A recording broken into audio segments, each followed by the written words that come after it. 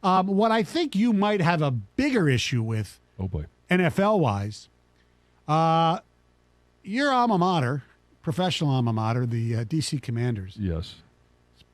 Once again, they tried to do a really cool thing, and once again, they completely screwed it up. They were honoring Sean Taylor. They were going to make a memorial and all this kind of stuff. They made a big deal about it, and they unveiled it. And basically, I thought it was going to be like a statue. That's what everybody thought. That's kind of exactly how they were building it. Yes. And what was it, John? It was basically a mannequin. Yeah, it looks like they went to the local, whatever the department store is that they have. It was Neiman's or whatever. And they said, hey, can we have an extra mannequin? And they said, sure. What do you need this for? Oh, it's a secret.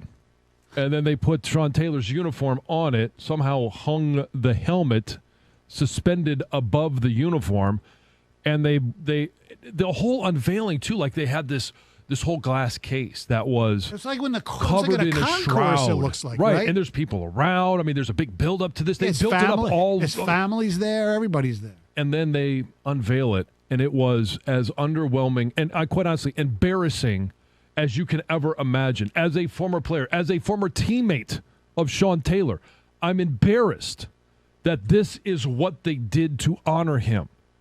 It goes beyond comprehension in regards to an opportunity. He has become a huge icon for Redskins fans, yes. But they're in D.C. Right. This is 15 years from the day that it happened.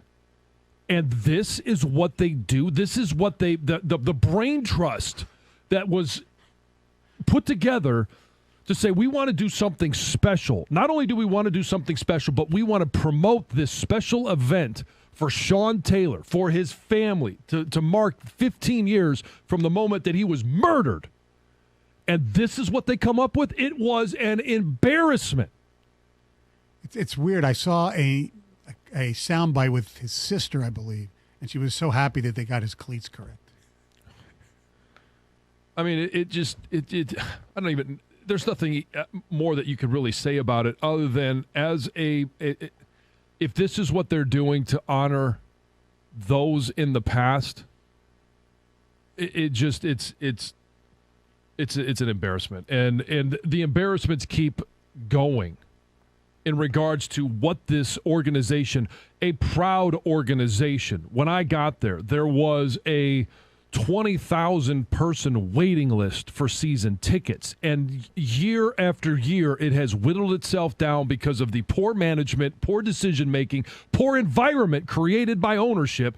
And now, 15 years after one of your players who was beloved by the fans was murdered, you pull out a mannequin, put a uniform on him, and say, here you go, fans. This is how we're going to honor the fallen hero.